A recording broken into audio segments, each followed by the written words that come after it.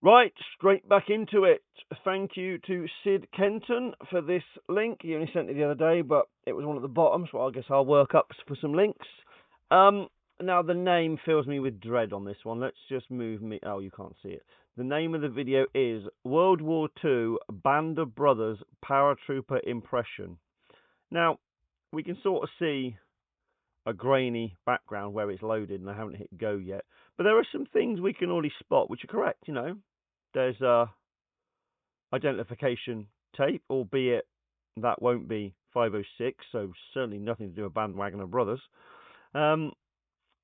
But, you know, we've got a 41 jacket, which technically is on one of the kit lists as an option. I'm sure it says optional, and it lists field jacket. So, oh, dare I hit play? Only missing there is the trousers. Right, let's hit go and see what happens. Good morning, good afternoon, or good evening, I don't care. My name is Bauer, and this is my impression of a paratrooper from Band of Brothers. All jokes aside, this is my impression of a rifleman in Dog Company, 2nd Battalion, 502nd, 101st Airborne Division. Okay, so as I said, not 506, but so it's not Band of Brothers, but it's Band of Brothers, but it's 502. Yeah, there is some things going on here, which is, yeah, okay. D-Day +7 during the Normandy campaign. Okay, I like it already. It's specific, so he knows what he's aiming for. So D-Day +7. In 1944. Beginning with undergarments, I am wearing an OD GI tank top and GI shorts. Yep. As you can see, I am not wearing a white t-shirt as they... Good. Yes, good old t-shirts. They were not standard issue and were not very common. Now, yes, they were seen, but they were more than likely private purchased. I like to represent the majority. Good lad. Moving on to the basic uniform, I am sporting my M1937 Wools. Oh, original shirt, yeah. Unfortunately, I'm too soft and delicate to wear those. It literally is like wearing a cheese grater for me and my soft, delicate little skin. No, fair play to you if you can get away with it. Which consists of the shirt and trousers. Brave lad. All these people that go, oh no, I can't wear a shirt under an M42 jacket. I get hot. I have to wear a white t-shirt. Take note. This guy has a vest, a shirt, wool trousers, and his M42. So I don't want to hear any of that. Oh, it's too hot where we live to do that properly. Fucking fannies. Although many reenactors, including myself, like to complain about how uncomfortable these uniforms are, they are a necessity. Yes, thank you. I like you. It was cold. Paratroopers were issued these wool uniforms to keep them warm. While they aren't the most comfortable article of clothing, we are representing these men, what they did, and what they wore. Yeah, you might sweat in this stuff if you're doing this hobby properly. Take note. The guy sweated too. For my footwear, I am sporting a set of at the front jump boots. These have the correct black sole as opposed to the modern day Corcoran red sole for some reason. I personally have very sensitive feet, so I wear original cushion-soled socks. Besides that, I also have my M41 field jacket, which was documented as being worn underneath M42 uniforms by paratroopers. Moving on to my jump uniform, these are my reinforced World War II Impressions M42 jump trousers with 101st leg ties that I had to add. Yeah, I can tell it's World War II Impressions. Look, the stitches coming apart. Myself. Around my waist, I have an at the front web belt with an original buckle and a set. That's aged well. That really has aged well. Of What Price Glory trouser suspenders. There is a lot of documentation of paratroopers wearing both of these at the same time to support the absolutely. It's more common to wear both than just one. Weight that they were carrying. Onto my M42 jacket. It is also a World War II Impressions Old Run jacket, which has been CC2'd, which is a very important part of any airborne impression, as paratroopers were told to turn in a set during basic training to be CC2'd. CC2 is a chemical compound that was used to essentially gas-proof these uniforms. The Army feared that the Germans would resort to using gas, just like they did in World War I. However, this was not the case, and many... You know, for a D7, a D-Day +7, it's nice because it's not really, really, really dark. It's got some almost like, whether it's intentional, I don't know, but it's got some patches without it where it's worn off, rubbed, washed through, whatever. But it's not got to the point where they're going to start boiling the shit out of these jackets yet. Although some of the guys did do it really early to boil that nasty CC2 chemical out in like the big Calvados vats.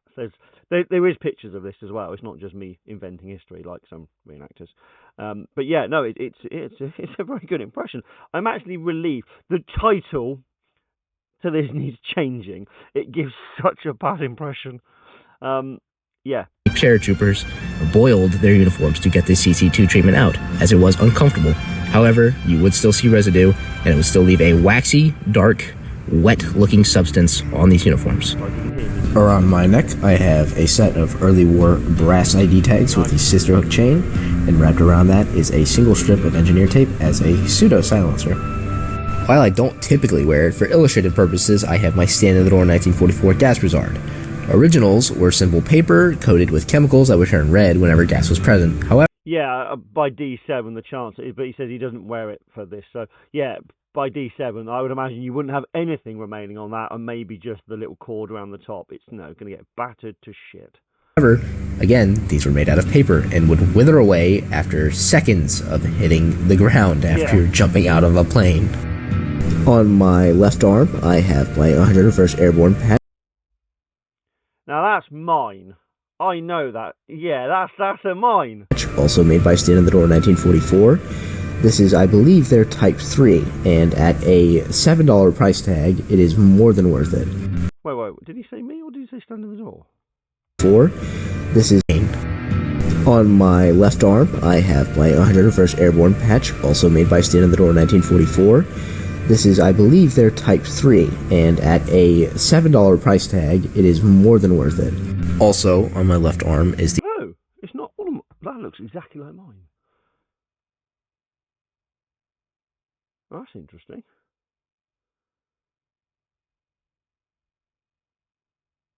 Or did he say also made by Stand in the Door? Oh, I don't know. The only good you'll ever get out of a white t-shirt in World War II reenacting, and that is my 2nd Battalion identification marker. I cannot stress enough how important it is to actually fill your pockets when reenacting. You have to remember these men lived in these uniforms and would want their valuables easily accessible at all times. For example, in my right pocket, I carry a reproduction box of Lucky Strike cigarettes, a 1941 Black Crackle Zippo, and an original pipe. In my left pocket, I carry a spoon, 2 D ration bars, and my wallet. For my headgear, I have an original front seam fixed bail M1 steel pod helmet. This features a 1-inch net from Stand in the Door 1944, and also their scrim. When purchasing scrim or making your own, I'd suggest keeping it to darker colors, more natural colors. Yeah, that sort of tanny brownie is a bit light for my liking, but it's, you know, you're bordering on tolerable. You look in all of the pictures, the black and white pictures of the guys in the planes, the guys kitting up on the ground, and look at the scrim. There's no light scrim, bar one guy I think is in one of the planes. I think he's holding a map or something like that. Everybody has scrim that almost looks the same colour as the helmet, because remember this is black and white. You have to remember that you're trying to blend in with brush. I strongly suggest...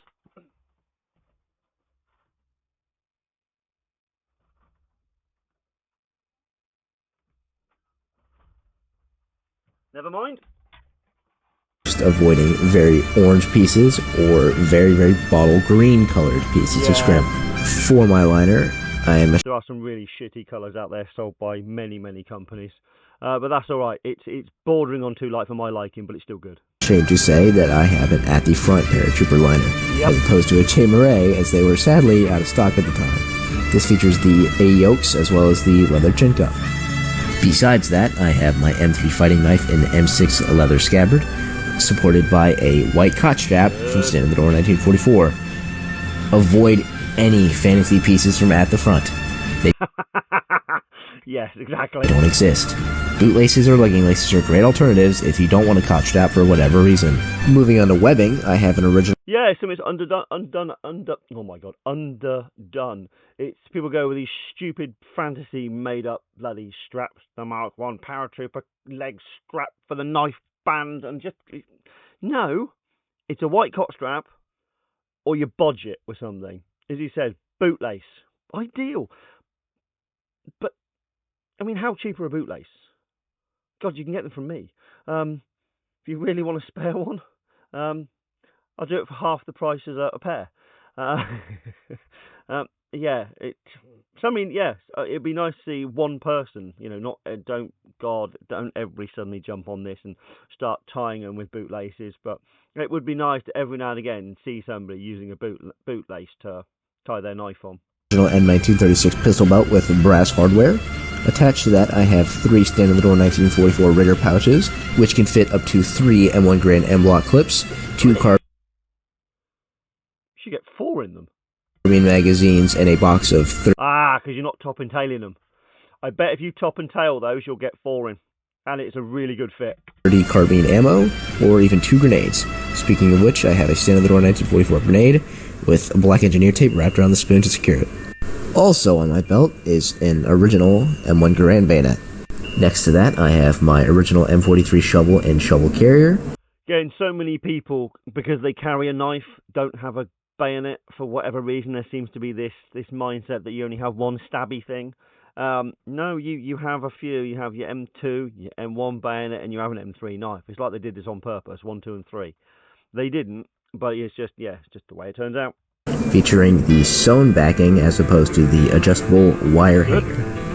Next to that is a standard little 1944 Ultimate parachute first aid pouch, as well as an original 1924 first aid pouch with original Carlisle tin that I busted. Yeah, common location to see them tied on as well above the first aid pouch. It just sort of makes sense. It uses that little spot that can be used for nothing else on the belt. Busted open, threw away the disgusting 80-year-old bandage, and replaced with my blanket after. Next to that is my... See? Sensible people. There's no reason to carry that bloody stupid bandage. Open the tin, put something useful on it. I always recommend to people, if you've got a blanket out, great, you have a use for it. But I always recommend any medication, plasters. How many times do you nick yourself on something? Plasters, paracetamol, ibuprofen, antihistamine, any medication you actually have to take. Useful things. And if anything happens to you, if everybody starts doing this, if something happens, there's stuff in there.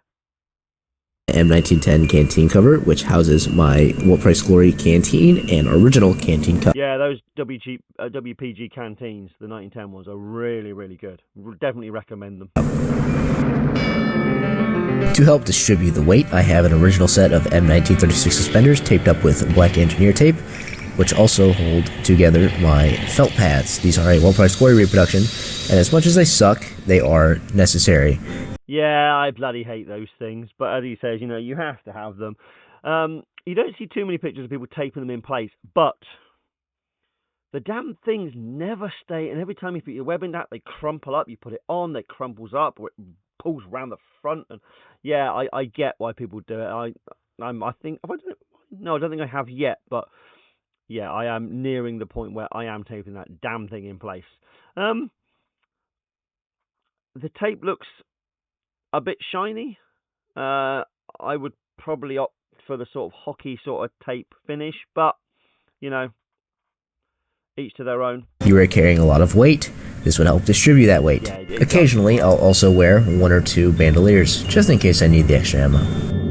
Depending on whether or not I'm portraying a machine gunner or machine gunner assistant, I'll also carry a original transitional GP bag.